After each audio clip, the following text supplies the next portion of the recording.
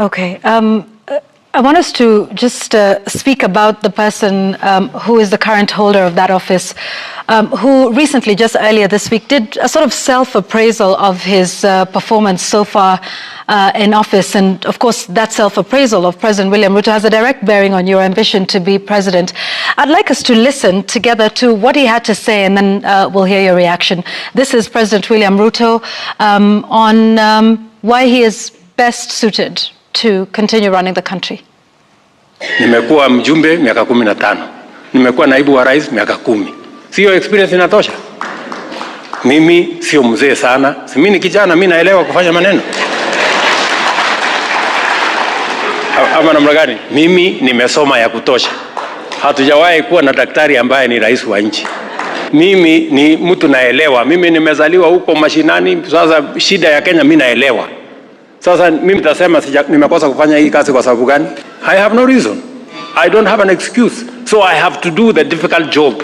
Hii kazi yote ambayo mimi nafanya, kazi ngumu, ni kwa sababu there has never been an opportunity for a person with the experience I have, with the education I have, with the knowledge I have in Kenya. So I must do it. I have combined all my predecessors, you know. I have the courage of Jomo, I have the understanding of Moi, I have the education of Kibaki, and I have the plan we shared with Uhuru Kenyatta. I have no excuse than to do everything that needs to be done in this nation.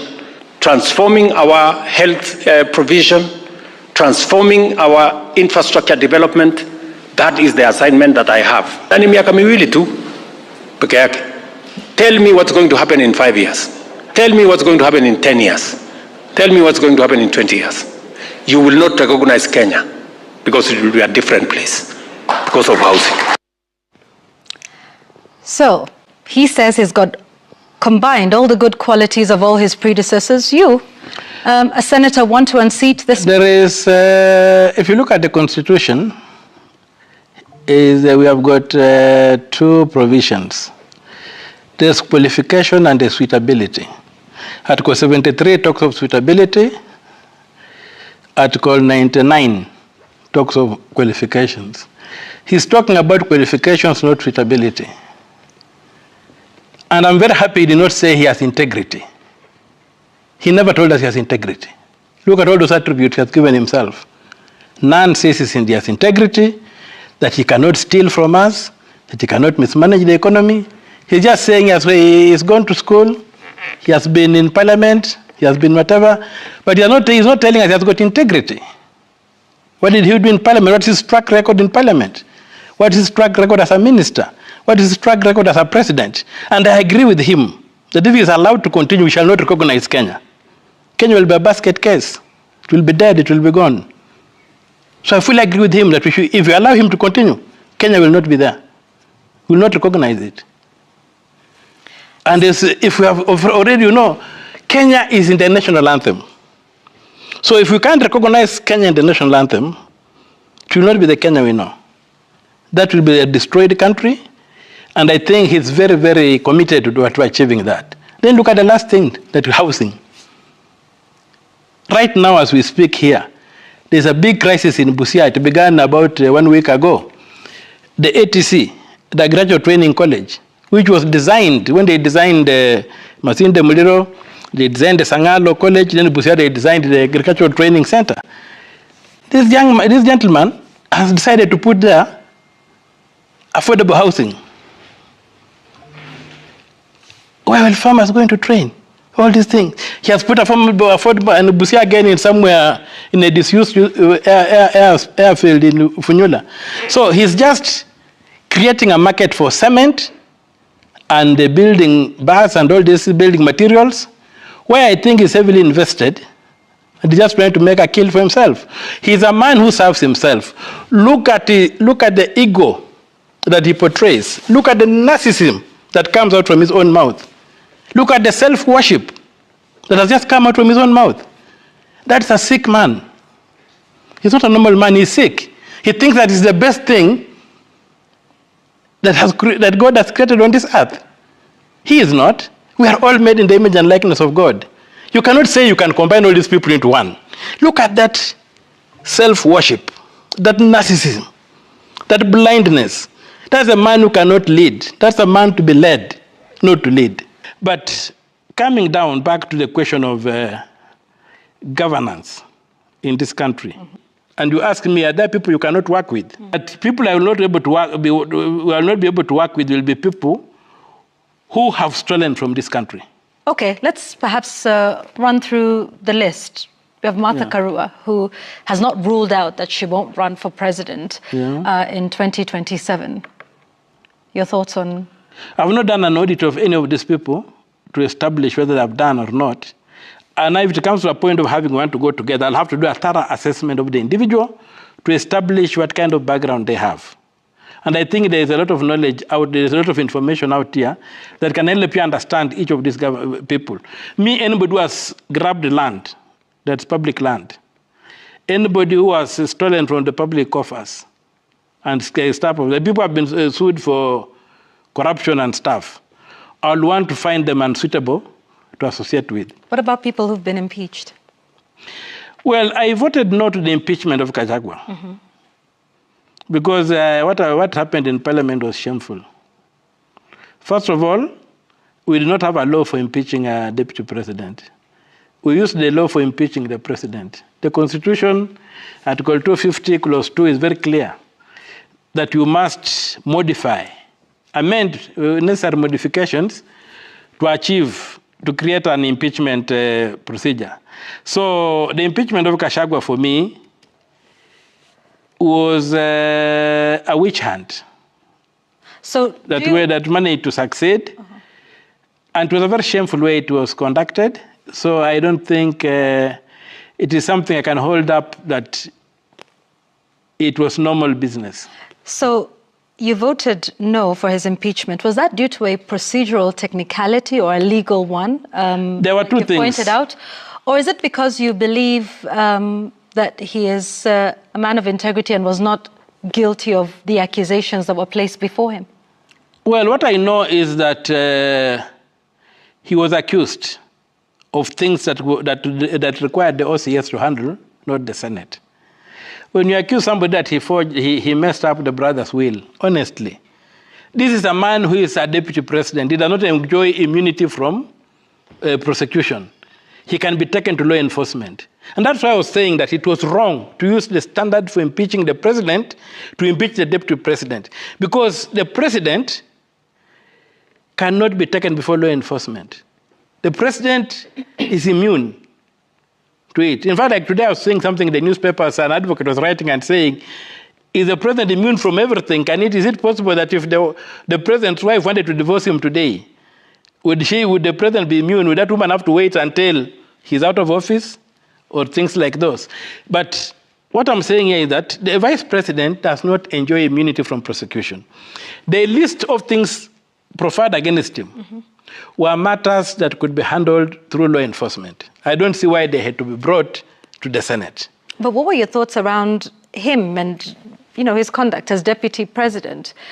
Because there was a lot in terms of the accusations that he was preferring a tribal agenda with some of the statements that he'd made about shareholders and who receives development from the government. What are your thoughts around him? And that was the flaw. That's why the thing about that is that Mr. Gachagua was not alone in that.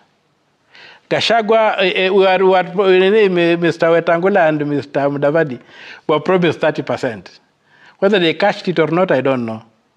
So there was that thing where these people shared this country, they carved the country up. And the reason was that the presidency is imperial. It controls all the money. So they to begin trying to share something out. And so, maybe because Mr. Wetangula and Mr. Mudavadi had their political parties, they were able to negotiate. Mr. Gachagua, I think, belonged to the same political party with the president. So maybe he could not have a way of negotiating. But when you looked at the evidence that was brought in the Senate, that was played out there, this guy was basically enforcing the MOU. Flawed as it was, I could not hold it against him that he was saying that his people were promised this because they came into this arena as tribes. They never came in as Kenyans. So they came in as tribes. And so everybody to fight for his group. And if you can look at it, look at what happened in health. They've had changes in health until Mr. Dwale came in. But look at the two changes, the two lady CSS were basically people from Bungoma, you see. So this thing was shared. We cannot say it was not shared.